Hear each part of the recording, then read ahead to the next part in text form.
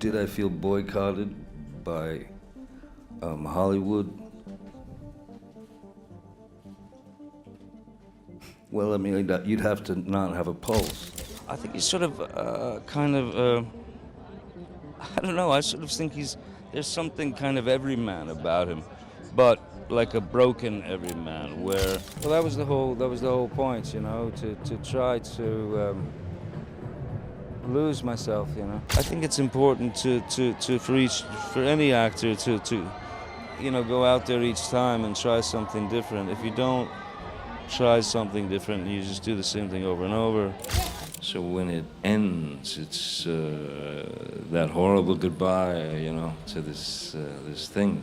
Johnny Depp has come out with huge revelations about Disney's nefarious motivations. Everybody would love to be able to be themselves, but they can't because they must fall in line. You want to live that kind of life? I wish you the best. Johnny went on to talk about how he got punished for exposing the alleged truth. Did I feel boycotted by Hollywood? Of course, you know, I mean, when you're asked to resign from a film you're doing because of something that is merely a bunch of vowels and consonants floating in the air. Mr. Depp, if Disney came to you with $300 million and 1 million alpacas, nothing on this earth would get you to go back and work with Disney on a Pirates of the Caribbean film. Correct? That is true, Mr. Rottenborn. Johnny even took aim at the people who pretend like nothing shady is going on in the industry. No, none of this is happening. This is actually just a kind of a weird joke. You've been asleep for 35 years. I'll be on the other side somewhere. You know? Human in any form is an abhorrent and heinous crime. The scope of influence a massive corporation like Walt Disney has on child welfare cannot be overstated. Recent controversies have implicated Disney in violations of children's rights, shedding light on T cases, missing persons issues, and child welfare concerns. Florida Governor DeSantis' involvement has further intensified the scrutiny on Disney. In a recent development, a Disney cast member was arrested for child P, adding to the concerns. This incident coincided with the release of Sound of Freedom, a film addressing forced labor and exploitation, a critical attempt to combat human T, aligned with Disney's commitment to child welfare. Previously, it came to light that Disney had violated the rights of hundreds of thousands of children under 13, a matter confirmed by FTC records, leading to an out-of-court settlement. People have since tweeted out in outrage saying, if you ever went to Disneyland as a child with your parents and you are still here, thank them that they kept an eye on you. Some kids don't make it out of there, and you will hear nothing about that in the news. Another person added, local cops don't have a say on the Disney grounds, it's all CIA. I've read a story from a guy trying to report missing children, which he tried to save and got shot at once for trying hard. After reporting, he had to run to another state. Florida Attorney General Ashley Moody has drawn connections between Disney and Meta's Mark Zuckerberg, particularly regarding expenditures and T incidents. Mark Zuckerberg was summoned to testify on human TG cases, with a spotlight on Disney's substantial investments in California compared to reduced spending in Florida. We face a number of important issues around privacy, safety, and democracy, and you will rightfully have some hard questions for me to answer. Notably, the human T issue that Homeland Security and other law enforcement agencies tracked occurred in Polk County, Florida.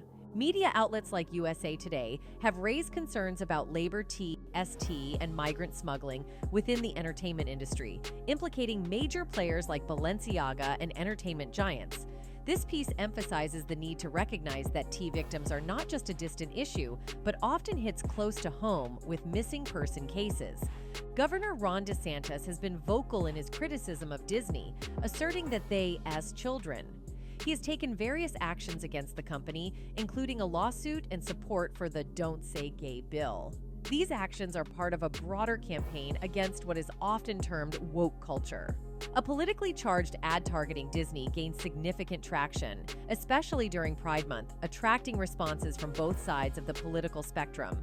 Kid Rock, a well-known Republican figure, publicly criticized Disney by posting a video online, aligning with the sentiments expressed in the ad. This controversy has positioned companies like Disney and Target the center of the liberal-conservative divide as the 2024 presidential race looms closer. CEO Bob Iger, despite facing alarming allegations, has been vocal in his stance, supporting Pride and refusing to back down. The political landscape remains charged, promising more debate and propaganda around the woke concept. In a leaked video call that surfaced through investigative journalist Chris Rufo, Disney executive LaToya Ravano openly discussed her efforts to integrate LGBTQ+ representation and themes into Disney's animated movies, referring to her agenda as not at all secret. She also mentioned the lack of opposition or concerns from within the company regarding this direction. President of Disney General Entertainment Carrie Burke echoed this goal in the same call, aiming for at least 50% of new Disney characters to be from the LGBTQ+ community or minority groups by the end of 2022. Many are deeply concerned about what they see as an agenda directed at shaping the perspectives of children. It's not simply about the presence of same-as couples in the background of movies. It's about the deliberate imposition of adult Sewell ideologies on impressionable young minds through children's entertainment. This concern has made some parents hesitant to voice their opinions due to fear of being labeled as bigoted in today's cancel culture. But standing up against what they perceive as a threat to the next generation is crucial. Disney's proactive approach in molding children's views of us and challenging fundamental truths has stirred controversy. They are unapologetically pursuing the hearts and minds of children, prompting widespread anger among parents. Adding to the controversy is Pixar's upcoming movie Lightyear, set to release on June 17, 2022, featuring a same-as kiss. This move has been met with criticism and seen as a response to the Parental Rights and Education Bill. The inclusivity, while seen as progress by some, has ignited a fiery debate. Disney's involvement in political and social matters has become more evident, especially in response to the Parental Rights and Education law. They've vocally opposed the law and made changes within their organization to reflect their stance on gender and identity issues. Even the beloved Disney World isn't immune to controversy. The meticulously crafted illusion of an imaginary world is supported by an elaborate system of tunnels beneath the Magic Kingdom. These tunnels, called utilidors, enable costumed cast members to move discreetly, maintaining the illusion for visitors. Over the years, various rumors have circulated about these tunnels, some even connecting them to dark tales of child tea and kidnappings. Recently, a significant human tea operation unfolded in Florida, resulting in the arrest of 219 individuals. Among those apprehended were 3 Disney employees, a school athletic director, and a father who left his 1-year-old child at home unattended for inappropriate activities, according to authorities.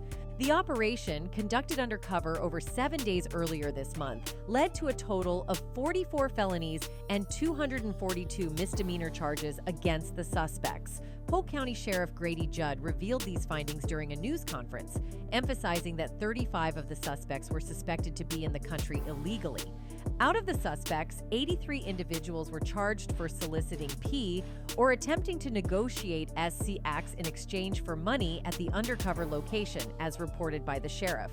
In a case linked to Operation Traffic Stop 2, Freddie Escalona, 30, and Maria Guzman, 36, faced severe charges related to human tea, with the operation starting on September 19th.